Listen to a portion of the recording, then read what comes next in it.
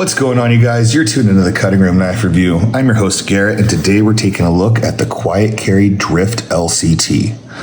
Now, I'm really excited to get my hands on this knife. I've been waiting a long time to actually just buy this knife, but I'm really happy to bring it to you guys because I think it's a really interesting, really good quality, great ergonomics, and purpose-driven knife. And I wanted to ask you guys, why do you carry the knife that you carry? What's up, guys? I'm Garrett. You're tuned in to the Cutting Room Knife Review, where I review knives, blades, and all things sharp. Please like and subscribe so I can keep bringing you more killer knife content. What is it about the knife that you carry that makes you carry it? Is it the looks of the knife? Is it the brand that the knife's made by? Maybe it's the materials that the knife's made out of. But what makes you carry that? Is it a purpose-driven reason? Do you have, a need that you need to carry out that knife serves specifically? Because the Quiet Carry Drift and many other quiet carry models are purpose-driven knives, and that purpose is to be carried in and around aquatic environments. These knives are made for the ocean, they're made for rivers, they're made for jobs that have to do with getting this knife wet, getting into environments that are salty, that would corrode another knife made out of different knife steels.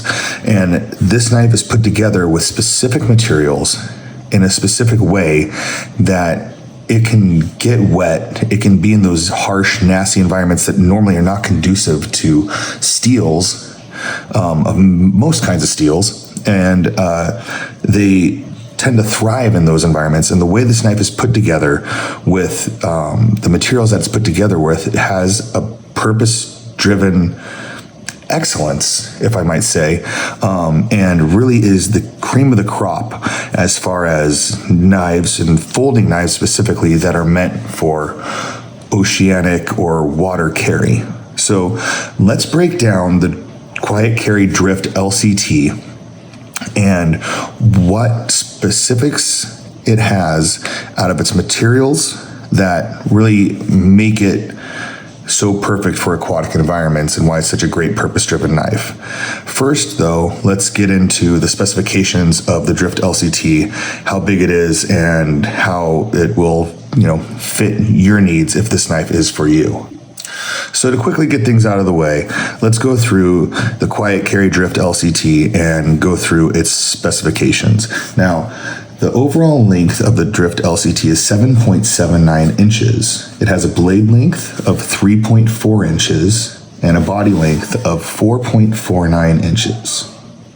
Okay, now the body of the knife is made out of 6Al4V titanium, and the blade is made out of Vanex Super Clean steel.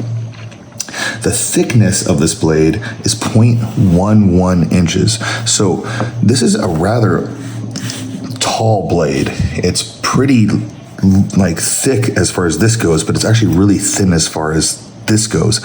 And it lends to a really strong knife, but a really slicey knife at that. It's got a really nice flat grind on it, really beautiful light stonewash finish to it. This drop point is just, I think it looks great. I'm a big fan of the way this knife looks. I'm a really big fan of how this knife feels in my hand. And as far as I'm concerned, this is about the perfect size carry for me. I have a big hand, and this is one of the bigger sizes of the Drift. The LCT is one of the large models of the Drift. There's also the LC, I believe, and then the L that are the large models, and there's the regular Drift, which is, I believe, a 3-inch blade and just a shorter overall knife. Now, the LC Drift is this knife essentially, but it has LC200N steel, which is another tool steel that, like Vanex, is very, very corrosion resistant, but I would call it a lower grade steel than Vanex. It's not going to quite be as edge retentive as Vanex will. It's just not as high end as Vanex is, though it's a great tool steel. It's very tough, and it's once again incredibly corrosion resistant. Now, the Drift LCT is one of the, actually the only drift that runs on bearings, but it doesn't run on just your regular ceramic bearings. It runs on ceramic polyethylene bearings. So it doesn't have a steel case around the bearings or a brass case around the bearings. It has a polyethylene case around the ceramic bearings, and no part of that bearing can rust. Bearings are kind of a weak point in knives like this, and a lot of times to have a really good aquatic use knife, you'd want something more like a Spyderco that runs on washers. Now, they also have ceramic washers in this knife, so it runs on washers and bearings. The detent on it is ceramic as well, and it being a frame lock, it has to have a lock bar insert, and the lock bar insert on this knife is actually made out of LC200N.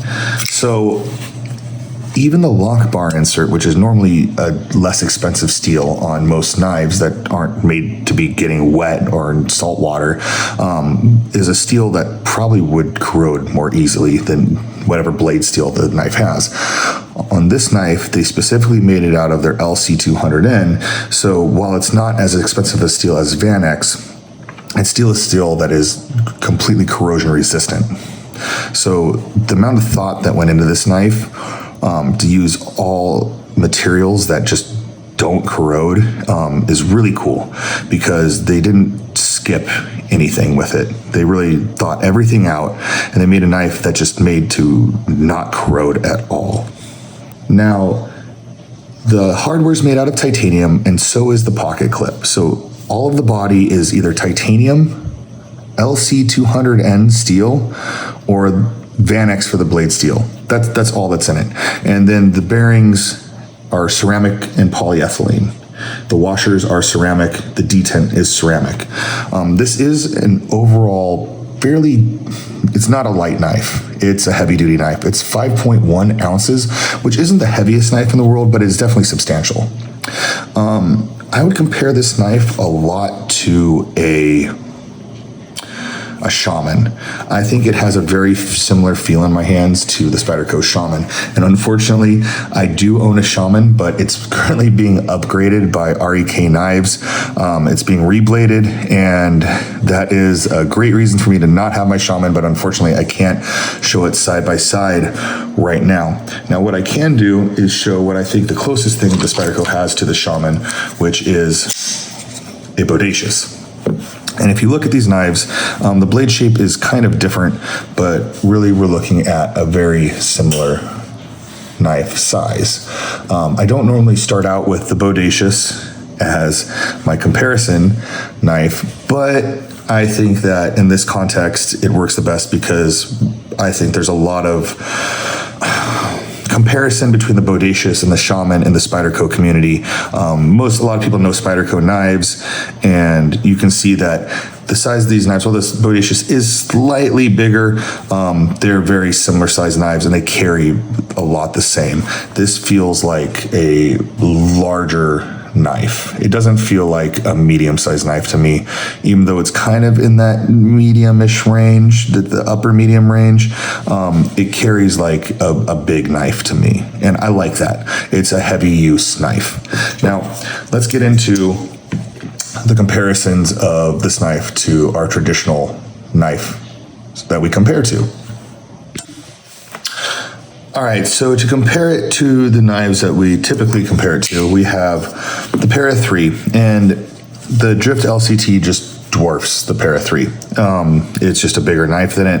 If you do like the size of Para 3, I would recommend going with the regular Drift, because you have a knife that's actually very close to the size of the Para 3.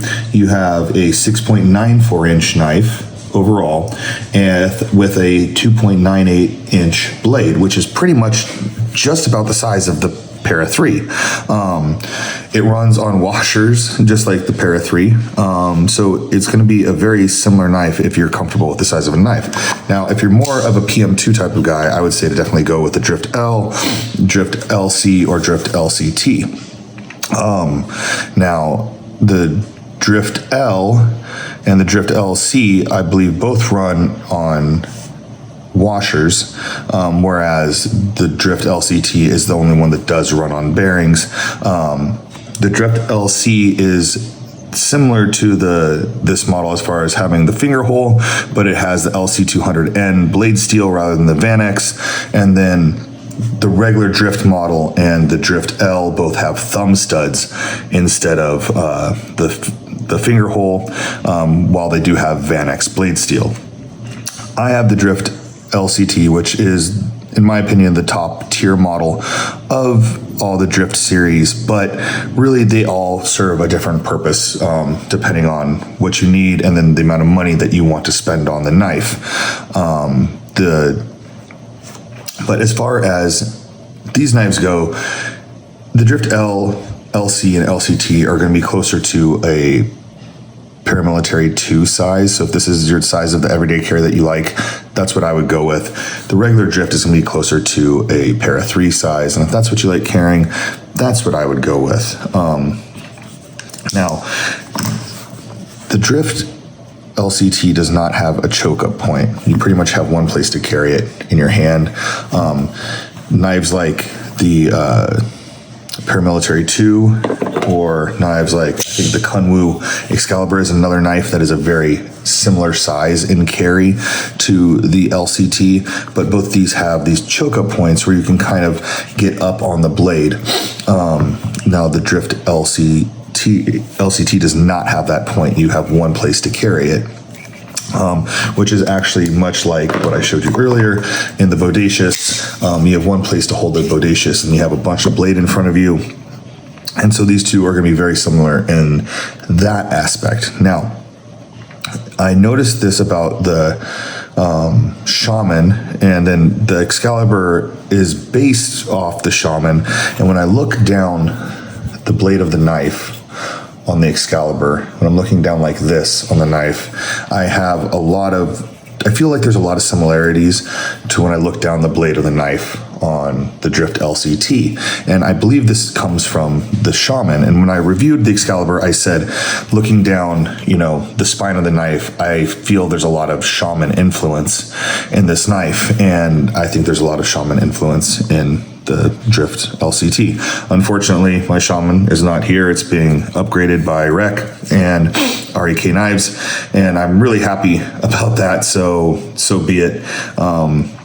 When it comes back, maybe I'll compare them once again, but my Shaman's not going to be a Shaman anymore. It's going to be this crazy custom thing. But I will definitely review that at that point in time. Now back to the Quiet Carry. Another knife that I thought it was very similar in size to is a Hinderer Eclipse. The Hinderer Eclipse is actually a pretty close comparison as far as a carry goes. If you're comfortable carrying the Hinderer Eclipse, which you can't choke up on, and you have quite a bit of blade out in front of your hand, you're going to be pretty comfortable with the Quiet Carry Drift LCT. Some people like having that choke up point on their knife. Other people don't care about it.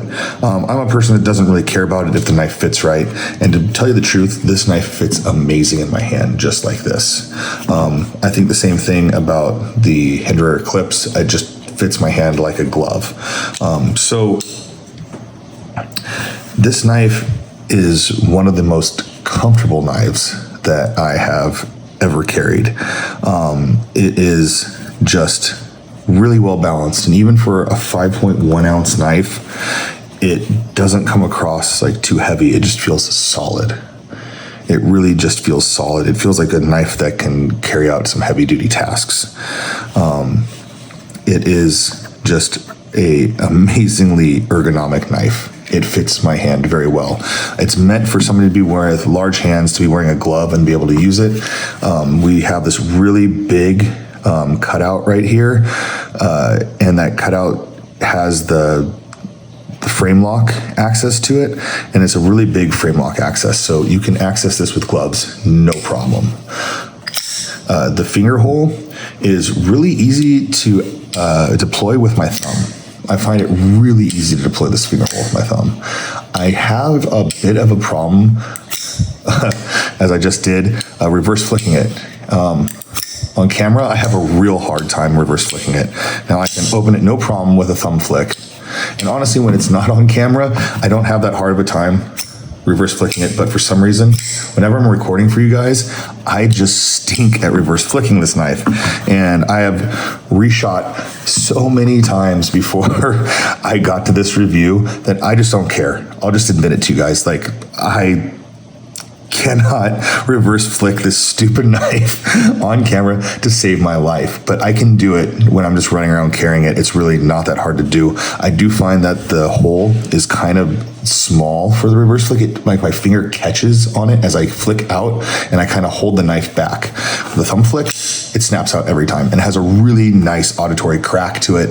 Much like the Kunwu Padre or the Rosie XL, it's got a really nice pop to it. I love that Van X snap that the detent and just the steel has. It really is satisfying. It's a real satisfying snap. And just for some reason, the reverse flick, oh, I did it right that time. So there you go. The reverse flick is tough though. I had to really teach myself it, and it felt strange in my hand for some reason. I don't know why it felt so strange at first, but I did kind of have to adapt to this knife in that regard. I don't want to be a liar and tell you this knife is easy in all regards, that I just had a simple time with it, because honestly, learning to reverse flick this knife was a son of a gun, and I have many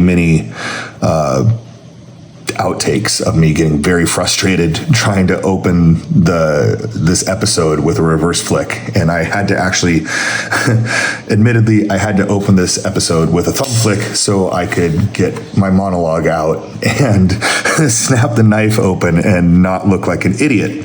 So that being said, the bearings on this knife, sorry guys, I had to make fun of myself a little. The bearings on this knife are great. For being a polyethylene bearing, they run really smooth. It just pretty much drops shut.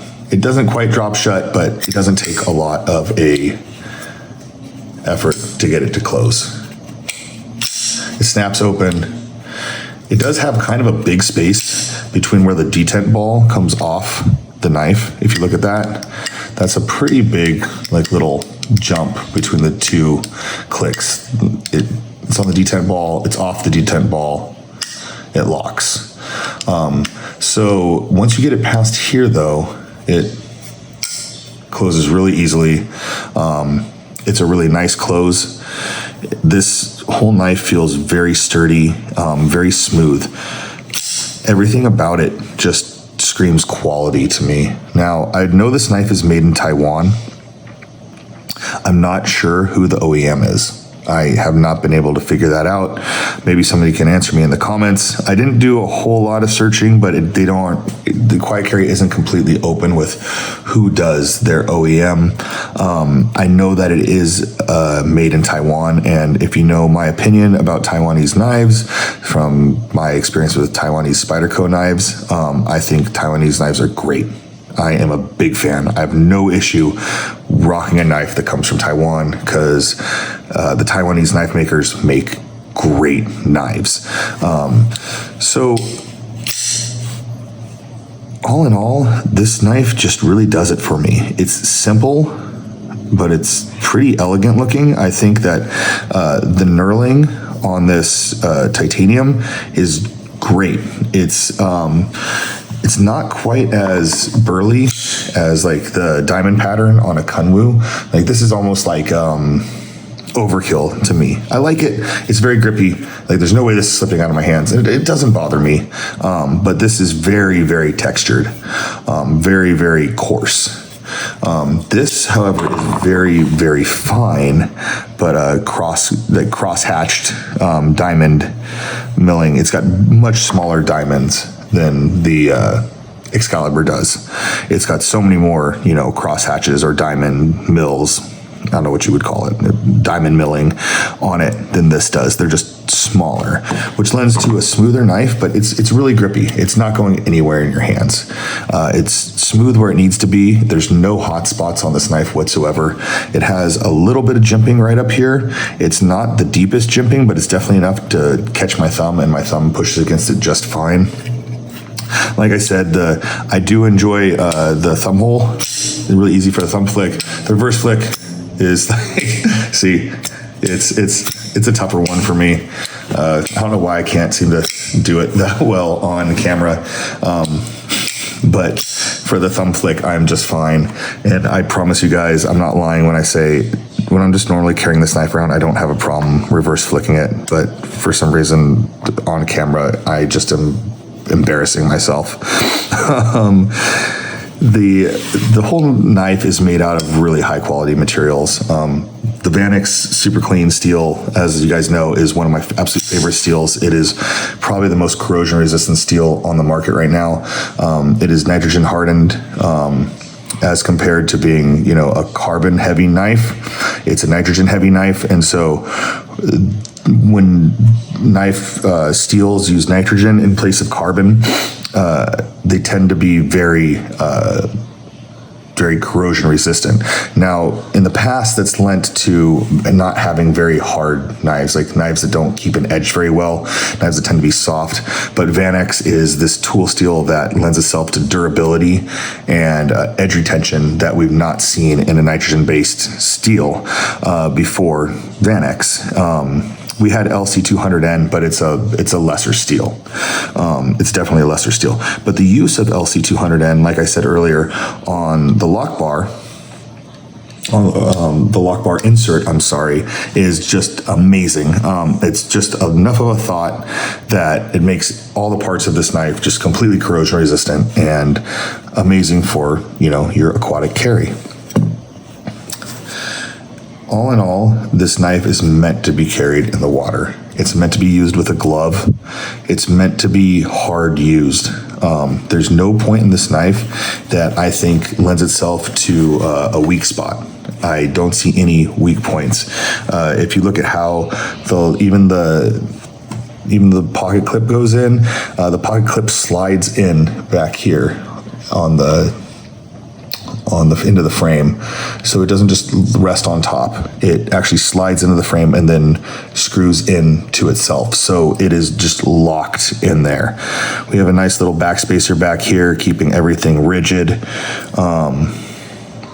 Super high grade titanium. All the hardware is titanium. There's no steel on this knife except for incredibly corrosion resistant steel. We have, you know, bearings that are made out of polyethylene and ceramic. We have a detent that's ceramic. They spared no expense, and they really thought this knife through. My hat's off to Quiet Carry. So my final thoughts on this knife are, if you need a knife that's gonna work in the water, this is it. They make, like, this knife is a Spyderco Salt Series. It's a Magna Cut blade. I put some Alien Weapon Technologies aluminum scales on it, so it's great. It has titanium screws and hardware, so it shouldn't, you know, rust in any way, but I don't consider it to be as high of a quality of a knife as this. If you really want, you know, a nice knife that is made for harsh environments, this is it. This is more of a user knife, a utilitarian knife, the Salt Series of Spyderco. And great knives, nothing wrong with them, but they just aren't as, you know, nice. And this has a little bit more pizzazz and flash to it. If you just want something that's a little bit, like, you know, cooler of a carry, something that's a little bit more high-end, titanium. I prefer Vanex steel over Magna Cut, but that's apples, you know, that's just compared, like, to, that's a personal preference, I'll say. It's a personal preference. Magna Cut versus Vanex is definitely going to be a personal preference type of thing. I don't think one is really necessarily better than the other. They're both done right. They're both great for what they do. But this is, like, pretty much one of my favorite knives that I have right now. It has just the embodiment of purpose-driven function. Everything was thought through for a reason on this knife, and I just love that. There's no, no corners cut, and nothing that wasn't thought through well.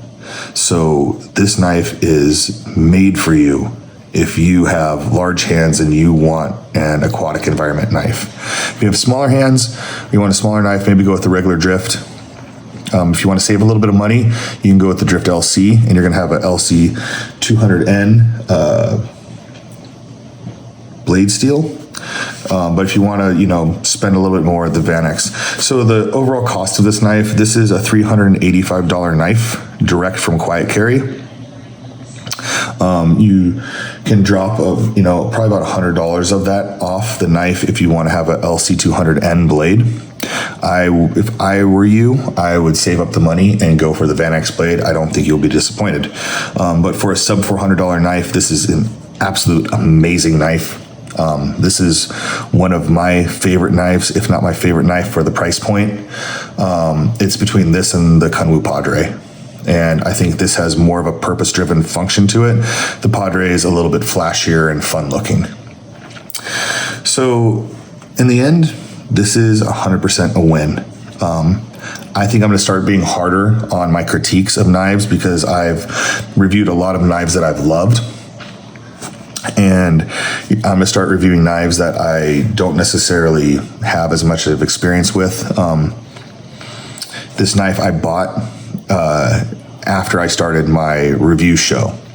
A lot of these knives I owned before I started my review show, like take the Excalibur, for instance. I already owned this knife. I already knew this knife pretty well when I reviewed it. I bought this knife to own, but also to review, and I am incredibly impressed by this knife. Before, you've seen a lot of knives that I was already impressed with. I reviewed knives that I liked, and of course I gave them a good review, but you were seeing knives that I liked. I didn't just choose a knife that I didn't like to review it and give it a mediocre review. That wasn't fun for me, but now I'm getting into deeper reviews and I'm doing knives that I haven't experienced yet. And for a knife that I haven't experienced until a couple weeks ago, this knife is freaking amazing. I'll say it again, it is freaking amazing. So do yourself a favor, if you are in the, if you're in the market for a knife that is good in harsh environments and you're looking for a sub $500 knife, sub $400 knife actually, check out the Quiet Carry Drift LCT. I do not think you will be upset with this purchase at all. I think this knife is going to win you over too. It has everything you want, nothing you don't need, and it is ergonomically so comfortable. This knife is easy to use and it is very smooth in action. It is just a win. For the purpose that this knife was made, it's a 10 out of 10. Now, you might have knives that you like better than this knife, but I doubt they work in an aquatic environment as well as this knife does. If you're looking for an aquatic environment knife that has good looks, good ergonomics, good action, this is what you're gonna wind up with. This is the knife. So this is the Drift Quiet Carry LCT. I absolutely love it. I'm a huge fan. Quiet Carry, you knocked it out of the park with this knife. You have impressed me. I am a fan. I will continue to check out your knives because this knife has won me over. So if you are looking for a hard use, aquatic environment, harsh environment knife, the Quiet Carry Drift LCT is it. You heard it from me first. I'm Garrett. This is the Cutting Room Knife Review. Until next time, you guys, stay sharp.